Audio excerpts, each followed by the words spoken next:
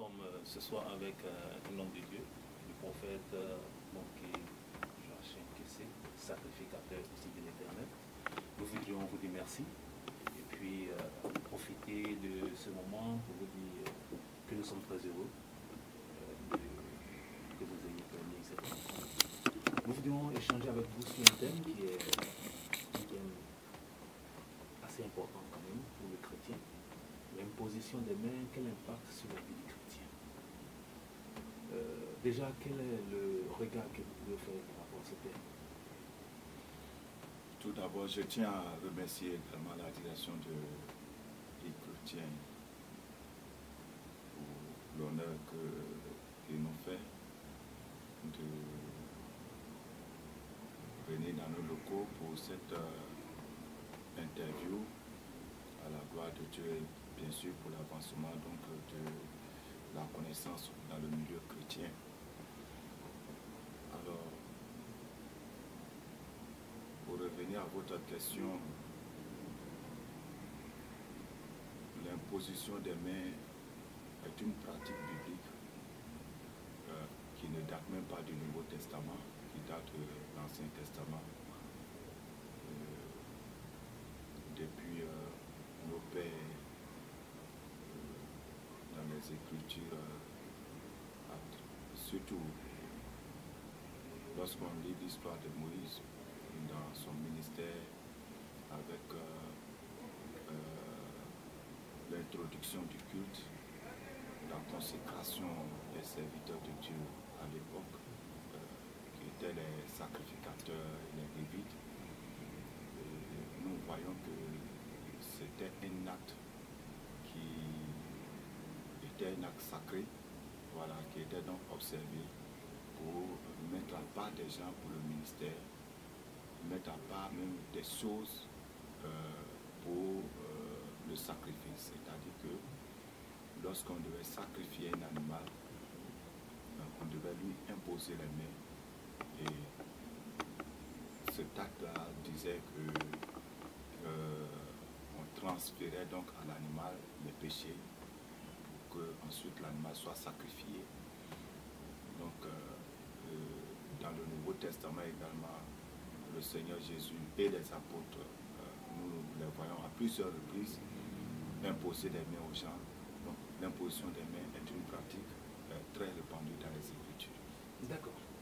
Et donc quel est le regard que vous faites de son utilisation aujourd'hui? Ok. Dans le Nouveau Testament, dans le livre des Actes des Apôtres, chapitre 8, il y a un incident qui s'est déroulé là-bas. Lorsque les apôtres sont arrivés à Samarie et qu'ils ont imposé les mains aux gens et que le peuple a reçu le Saint-Esprit par l'imposition des mains, il y avait un magicien qui s'était, entre guillemets, donné au Seigneur parce qu'il avait vu qu'il y a une puissance qui dépasse celle qu'il avait. Et là, il a voulu également que les apôtres lui donnent ce pouvoir-là, lui impose aussi les mains pour que lui aussi, à son tour, qu'il puisse aller imposer les mains aux gens. Donc, à partir déjà de cette expérience, de cet incident de Actes chapitre 8, versets 18 et 19, nous plongeons dans le début des dérèglements, de tout le désordre, de tout le cafouillage qu'il y a aujourd'hui dans l'Église. Ceci dit, l'imposition des mains aujourd'hui est en train de perdre son sens sacré. Voilà. C'est en train de perdre son sens sacré parce que les motivations des uns et des autres ne sont plus des motivations saines et les gens ne le font plus parce qu'ils sont poussés par le Saint-Esprit, mais les gens le font maintenant pour d'autres raisons. Voilà. D'accord. Vous dites que les gens le font pour d'autres raisons. Est-ce que vous pouvez nous donner quelques raisons qui les animent lorsqu'ils pratiquent cette imposition de main? D'abord, quand on lit toujours la parole de Dieu dans 1 Timothée chapitre 5 verset 22, l'apôtre Paul dit à Timothée de ne pas se précipiter pour imposer les mains aux gens.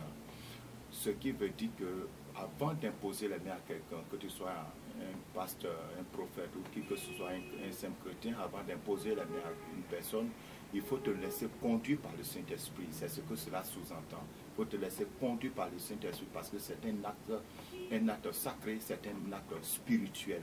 Voilà. Donc il ne faut pas le faire par la chair ou dans la chair.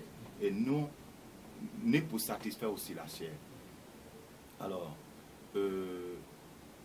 à partir de cet instant, lorsque des gens se lèvent et de manière incontrôlée, quand je parle de manière incontrôlée, je veux dire, lorsqu'on impose les mains aux gens sans être poussé par l'Esprit de Dieu, on agit donc par orgueil, par fierté, dans le but de se faire voir. En ce moment, l'Esprit de Dieu n'est plus présent parce que le Saint-Esprit n'agit pas avec nous juste parce que nous sommes en train d'accomplir un acte biblique. Et je veux lever l'équivoque à ce niveau. Quelque chose peut être biblique, mais non spirituel. C'est biblique. La chose est dans la Bible. C'est une pratique qui est dans la Bible. Mais pour que cette pratique qui est dans la Bible soit une pratique divine, c'est-à-dire donc agréée par Dieu, il faudrait que cette pratique soit inspirée par le Saint-Esprit. Lorsque la pratique n'est plus inspirée par le Saint-Esprit, tu as juste fait de l'imitation charnelle, mais l'Esprit de Dieu n'est pas dedans. Alors c'est donc un masque. Tu as pris la Bible comme un masque pour déposer sur ton visage, mais Dieu est très loin de l'action. Donc en ce moment, l'action est biblique, mais non spirituelle, non divine. D'accord. Non divine pour être plus précis. Voilà. Ok, donc l'action peut être biblique, mais elle peut ne pas être divine, n'est-ce pas? Bien sûr.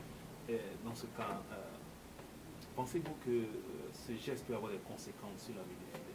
Bien sûr, à partir du moment où l'action est soit inspirée par Dieu ou par la chair, il y a forcément une conséquence, puisque l'imposition des mains a été révélée par Dieu à ses serviteurs pour transférer quelque chose, pour transférer la grâce, pour transférer l'onction, pour transférer des bénédictions, etc., etc. Et comme je le disais en début, dans l'Ancien Testament, Moïse a dû imposer les mains à ceux qu'il avait placés comme serviteurs, donc les sacrificateurs, les lévites, etc. Même Josué a reçu l'imposition des mains. Vous comprenez? Donc, on communique quelque chose. À travers l'imposition des mains, il y a une communication, il y a un transfert qui se fait. Maintenant, qu'est-ce que nous transférons? Alors, donc, il y a une conséquence pour les deux personnes, je vous le dis. Dans le Nouveau Testament, lorsque la femme qui perdait son sang pendant 12 ans touchait Jésus, Jésus a dit quelque chose est sorti de moi. Donc, ce qui veut dire que lorsque nous imposons les mains, il y a quelque chose qui sort de nous. Il y a quelque chose qui sort de nous. Donc, celui qui impose ses mains, il dégage quelque chose, il se débarrasse de quelque chose et il transfère cette chose-là à la personne qui la reçoit. Maintenant, qu'est-ce que nous transférons? Ça, c'est la conséquence de l'autre côté. Qu'est-ce que nous transférons à l'individu qui est devant nous? Lorsque nous sommes inspirés par le Saint-Esprit, bien sûr, ce que nous transférons ne sera que bénédiction et grâce. Mais lorsque nous sommes inspirés par la chair ou par un autre esprit, alors nous communiquons donc une malédiction à l'individu qui reçoit l'imposition des mains. D'ailleurs, j'ai fait une étude dans laquelle j'ai parlé des moyens de transfert d'esprit. L'un des moyens par lesquels nous pouvons attraper des mauvais esprits, c'est bien sûr les impositions des mains. Et dans notre ministère ici, nous avons reçu assez de personnes qui se sont retrouvées sous influence démoniaque après avoir reçu l'imposition des mains de certains faux prophètes qui sont sur la place aujourd'hui. Donc, l'enjeu se situe à ce niveau. Celui qui t'impose les mains, de quel esprit est-il animé? L'enjeu se trouve à ce niveau. D'accord. Celui qui t'impose les mains, de quel esprit est-il animé? Est-ce que le fidèle peut déceler l'esprit qui anime celui qui va lui imposer Vous savez, Jésus a dit, on les reconnaîtra par les fruits. Le problème de l'Église et des chrétiens en général, c'est que nous regardons au spectacle que les gens produisent aujourd'hui dans les programmes, dans les cultes, le côté spectaculaire, les miracles, les paroles de connaissance, les prophéties, voilà, le côté spectaculaire qui sont émotionnels. Voilà. Et beaucoup de jugements des chrétiens aujourd'hui se trouvent à ce niveau. Pour eux, quand quelqu'un donne une prophétie que c'est juste, c'est que la personne est de Dieu. Les gens oublient que dans Actes chapitre 16, la prophétesse qui a prophétisé aux apôtres était de Python. Elle a prophétisé par un esprit de Python. Vous comprenez? Et Paul était obligé de chasser ce démon du corps de cette fille. Et Paul n'a pas acclamé, il ne s'est pas réjoui de cette prophétie. Vous comprenez? Alors, pour ceux qui vont nous suivre, sachez que ce n'est pas parce que quelqu'un donne une prophétie qui est vraie que la personne même est vraie. Pour qu'elle soit de Dieu. Oui, qu'elle soit de Dieu. Parce que le diable connaît ton passé. Le diable connaît l'histoire de ta famille. Le diable sait quel habit, sur quel lit tu dors. Le diable connaît ton lieu d'habitation. Donc le fait que quelqu'un te dise, tu habites tel quartier, tu es dans telle maison, le numéro de ta maison t'étend, le numéro de ton téléphone t'étend, tu as telle somme dans ton compte bancaire, cela ne veut rien dire. C'est du spectacle. Laissez-moi vous faire comprendre que le vrai prophète de Dieu, c'est celui qui révèle l'état de l'âme. Qui montre aux fidèles, qui montre au peuple l'état de leur âme devant Dieu. Et il s'agit donc de l'état de la relation que les gens entretiennent avec Dieu. Parce que c'est ce qui intéresse Dieu. Ce qui intéresse Dieu, ce ne sont pas les miracles, les guérisons. Ce qui intéresse Dieu, c'est l'état de notre âme devant lui. Donc, tout vrai prophète, ses révélations sont basées sur l'état de notre âme devant le Seigneur. Il va nous révéler l'état de notre âme pour nous rapprocher de Dieu. Les prophètes qui font beaucoup de distractions vont nous donner toutes sortes de prophéties, toutes sortes de paroles de connaissance, sauf nous rapprocher de Dieu. Sauf mettre le doigt sur nos péchés, sauf provoquer la crainte de Dieu en nous. Ils vont provoquer notre étonnement. Ils vont provoquer, comment on appelle, ils vont provoquer toute autre émotion, sauf ce qui va nous pousser à une repentance sincère, à nous dépouiller de notre vieille manière de vivre. Comprenez? Donc déjà, ce problème-là se pose. Il faut que les chrétiens comprennent cela. Le vrai prophète, on le reconnaît par son fruit. Et le fruit, c'est la vie que la personne même dégage. Sinon, les manifestations, ça c'est l'esprit. Mais le fruit, qu'est-ce que la personne dégage? Quelle vie il produit? C'est à partir de ce moment, on peut se dire celui-là est vrai ou bien celui-là est faux. Est-ce que sa vie est en conformité avec les Écritures? Après avoir fait tous les miracles, après avoir fait tous les prodiges, quelle vie il mène? Quelle est sa relation avec Dieu? Quelle est la conformité de sa vie avec la parole? Déjà aujourd'hui, la plupart de nos pasteurs ne prêchent pas la parole de Dieu. On prêche les miracles. On oublie que dans le monde, nos pères avant, c'est la modernisation qui a détruit aujourd'hui beaucoup de pouvoirs mystiques. Sinon, nos pères avant nos fétichistes avant faisaient de grands miracles. Nous, dans nos villages, nous on avait des masques avant. Quand le masque est devant toi, il crie. Le second cri qui va pousser, il est déjà à moins 10 km. Pourtant, tout de suite, il a crié devant toi. Mais il se déplace à une vitesse extraordinaire. Le masque, il s'en va, il va aller déterrer les fétiches. Il va te dire qui t'a rendu malade, comment ils t'ont rendu malade. Il va même te guérir. Il va même te guérir. Mais il n'en demeure pas moins un masque. Donc, un esprit maléfique. Mais c'est-à-dire que la divination, aujourd'hui, c'est biblique. Biblicalisé, je peux dire. Voilà. C'est un nouveau vocabulaire. Ouais, c'est un nouveau vocabulaire, prenez-le comme ça. La divination, c'est biblicalisé. Voilà. Et les chrétiens sont en fond dedans. Les gens courent ça et là, beaucoup, après ces choses-là, au lieu de courir après ce qui va nous donner la vie. Donc, c'est ça le problème. Et ce sont ces gens qui imposent les mains aux gens. Et quand ils imposent les mains aux gens, ils te transfèrent un esprit. Pas plus tard qu'il y a 1 ou 2 semaines, j'ai reçu des hommes de Dieu ici. Nous étions en train de parler un peu de corps de Christ en Côte d'Ivoire. Ils me donnaient des témoignages de certains, entre guillemets, prophètes qu'on connaît aujourd'hui sur la place, mais qui, après avoir fait les miracles, vont pratiquer l'homosexualité. Parce que c'est de là que vient leur source.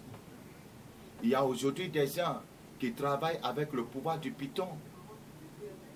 Pas plus tard que la semaine dernière, une fille a été délivrée au centre ici, et dans sa délivrance, l'esprit qui parlait, c'était l'esprit humain d'un serviteur de Dieu, entre guillemets. Mais ce serviteur-là, son esprit humain a révélé où il a pris son pouvoir et comment il travaille. Et cette personne est présentement à Abidjan ici. Elle exerce. Elle exerce. Le monde court vers cette personne. Vous comprenez? Donc il y a beaucoup de pollution aujourd'hui dans l'église, particulièrement en Côte d'Ivoire. D'accord. Et qu'est-ce qu'il faille faire? D'abord, il faut que les chrétiens même apprennent à chercher Dieu et à trouver Dieu par eux-mêmes. On fait trop de maraboutage à l'église. Vous comprenez? Il y a des gens, ici il y a des gens qui nous appellent simplement pour que l'homme de Dieu prie pour eux parce qu'ils ont mal à la tête. Cette manière-là, c'est-à-dire que le chrétien devait pouvoir courir après un homme de Dieu quand lui-même, vraiment, il a tout essayé. Il s'est sanctifié, il a marché d'après les voies de Dieu, il a jeûné, il a prié, et puis il voit que vraiment, il a besoin de quelqu'un qui a une notion supérieure. Maintenant, il demande l'orientation à Dieu pour que Dieu le conduise vers un serviteur qu'il a choisi. Aujourd'hui, les gens vont, ils suivent la foule comme les moutons de Panuche. Comme il y a la foule là, on court, on va, on ne cherche même pas à comprendre quel esprit agit là-bas. Je vais attirer votre attention sur une chose. Regardez bien toutes ces personnes qui attirent le monde. Regardez simplement les habillements des filles qui les entourent. Ça va vous dire quelque chose. Quand des prophètes de Dieu qui exercent une onction, soit disant onction divine, ceux-mêmes qui les suivent ont des habillements qui exposent leur corps. Aucun prophète de Dieu ne va s'associer, ne va avoir des enfants spirituels qui ont des accoutrements mondains. C'est déjà un signe. Vous allez dans les églises, vous trouvez sur l'autel des grands posters du pasteur ou bien du prophète. Et que de loin déjà, c'est l'image du prophète qu'on voit. Or, la Bible a dit quoi? Qu'on ne fasse d'image, aucune image, ni des choses qui sont dans le ciel, ni sur la terre. On va dire que c'est des photos, mais c'est des images. Qu'on colle. Et pourquoi? Pour quelle raison? Pour quelle raison? Quel est le fondement biblique? Qu'est-ce qui pousse les gens à mettre ces grands posters-là sur la chair, à l'autel? Toutes ces choses doivent amener les fidèles à comprendre qu'il y a un autre Dieu qui est adoré dans cet endroit. Quand des hommes de Dieu, entre guillemets, ont des pratiques hors bibliques, et qu'avec ces pratiques, ils opèrent des miracles, des actions prophétiques qui sont contraires à la sainteté, parce qu'il y en a qui te disent pour que tu sois délivré, il faut que j'ai un rapport sanctifié, un rapport sexuel sanctifié avec toi. Et ces personnes opèrent des miracles. Il y en a beaucoup, mon frère. Moi, j'ai reçu ici beaucoup de jeunes filles qui ont été victimes de cela. Mais notre métier nous demande le secret professionnel. Et nous ne sommes pas là pour dire les noms des gens. Sinon, il y en a pas. Donc, vous voyez, il faille donc que les chrétiens même fassent attention. Qu'ils prennent un peu leur temps pour chercher eux-mêmes Dieu. Dieu est là, dans cette parole, Dieu est dans sa parole. Qu'ils essaient un peu de faire confiance même à leur propre pasteur. D'écouter les conseils que leur pasteur leur donne. De mettre en pratique la parole de Dieu. Et cela va leur éviter beaucoup de problèmes dans la vie. Maintenant, si ça ne va pas du tout, qu'ils approchent leur pasteur d'abord. Et si le pasteur ne peut pas, le pasteur peut les recommander à quelqu'un en qui il a confiance. Cela va limiter les dégâts. Même si ça ne peut pas mettre fin, mais ça va limiter les dégâts. Voici un peu ce que je peux dire sur ce point. D'accord. Donc, je pense que pour vous, il ne faudrait pas que les chrétiens se laissent imposer les mains n'importe comment. Pas du tout. D'abord, avant d'aller chez quelqu'un, il faut quand même avoir le témoignage du fruit que cette personne produit. Et puis, il faut essayer ne serait que même par son message, par le message qu'il prêche. Par son message, tu peux savoir si c'est quelqu'un qui est proche de Dieu ou pas. C'est vrai qu'il y a des gens qui peuvent donner de bons messages et puis eux-mêmes faire autre chose. Mais au moins déjà, si quelqu'un prêche un bon message, un message vraiment profond, révélé, un message qui peut t'amener dans la crainte de Dieu, c'est déjà quelque chose. Donc, il ne faut pas te laisser toucher, tu peux pas laisser, faut pas donner ta tête à n'importe qui. Recevoir l'imposition des mains. Parce que tu dois comprendre que quand on t'impose les mains, c'est quelque chose qu'on te transfère. D'accord. L'imposition des mains est quelque chose qu'on transfère. On peut transférer l'esprit de Dieu, l'onction de Dieu. On peut aussi transférer un esprit démoniaque, une action maléfique à ces chrétiens. N'est-ce pas? Bien sûr. Ok. Je crois que nous sommes pratiquement au terme de cette entrevue. Pour vous, un serviteur qui vient par exemple de la RDC, qui vient faire un programme, on ne le connaît pas, on n'a pas de témoignage de ce serviteur, est-ce qu'il faille que l'on se laisse imposer les mains? Je vais parler des hommes de Dieu de façon générale, même qui nous viennent hors du pays. Oui, c'est une très bonne question à laquelle je suis personnellement en train de réfléchir, parce que la pollution qu'il y a aujourd'hui dans l'église en Côte d'Ivoire vient d'ailleurs. 20 ans passés, il y a des choses que nous vivons en Côte d'Ivoire qui n'existaient pas. Parce qu'on était vraiment entre nous. Le chrétien ivoirien ne connaissait pas le fétichisme. Le chrétien ivoirien ne connaissait pas le fétichisme. Les hommes de Dieu, ils souffraient pour réussir. Mais depuis quelques années, le brassage avec nos frères qui viennent de l'extérieur, qu'on ne connaît pas leur témoignage, de lieu d'où ils sont venus. Avec ce brassage-là, nous avons aujourd'hui beaucoup de nous qui ont été pollués. Alors moi, si j'ai un conseil à donner à quelqu'un, c'est d'abord ceux mêmes qui invitent ces personnes. Vous pouvez reconnaître si la personne est une personne sérieuse, si l'homme de Dieu qui vient est une personne sérieuse, par celui qui l'a invité. Qui s'assemble, se ressemble. Un fornicateur ne va jamais appeler à son programme quelqu'un qui va prêcher contre la fornication. Un féticheur ne va jamais inviter à son programme quelqu'un qui va prêcher contre le fétichisme. Vous comprenez? Il y a quelques années de cela, un serviteur de Dieu qui a entendu parler de moi est venu me voir pour que je fasse un programme dans son église. Et je lui ai dit, bon, ça ne pose pas de problème, mais voici moi mon message. Je dis, voici mon message.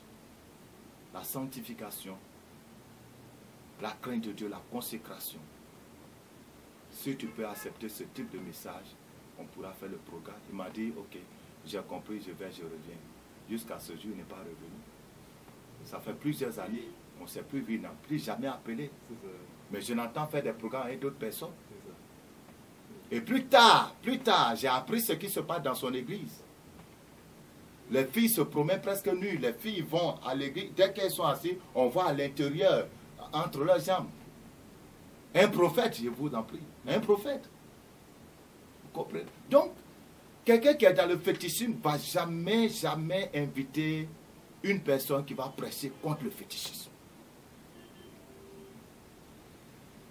Donc, déjà, il faut connaître donc ceux qui invitent ces personnes-là sur le territoire. Il faut connaître leur témoignage. Il faut connaître leur vie.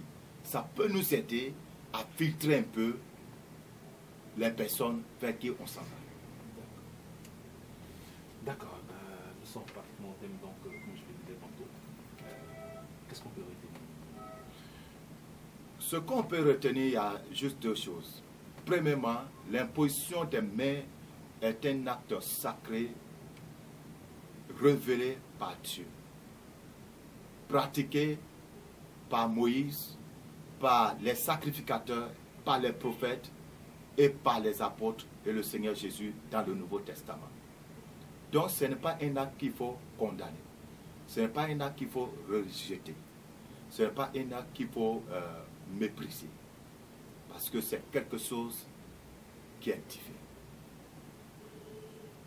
C'est quelque chose qui est d'origine divine. Maintenant, il faut faire usage de cet acte avec discernement. Il faut se laisser conduire par le Saint-Esprit. Pour les hommes de Dieu qui imposent les mains, pour les chrétiens qui imposent les mains, ils doivent se laisser diriger par le Saint-Esprit. Au début de mon ministère, moi-même, j'ai eu des problèmes parce que je suis allé imposer les mains à une personne contrairement à la vie du Saint-Esprit. Et les démons de la personne m'ont suivi chez moi à la maison. Cela m'a causé des problèmes pendant longtemps. Mais il faut imposer les mains selon les directives de l'Esprit de Dieu. Maintenant, vous qui recevez les impositions des mains, ayez le minimum de discernement avant de laisser quelqu'un vous imposer les mains au risque de vous retrouver infecté par des démons et par des esprits de malédiction. Que le Seigneur vous bénisse. Ok, donc c'était chrétien avec le sacrificateur Joachim sur l'imposition des mains, quel impact sur la vie du chrétien. Nous voudrions dire merci aussi à l'homme de Dieu pour sa disponibilité et nous vous disons shalom.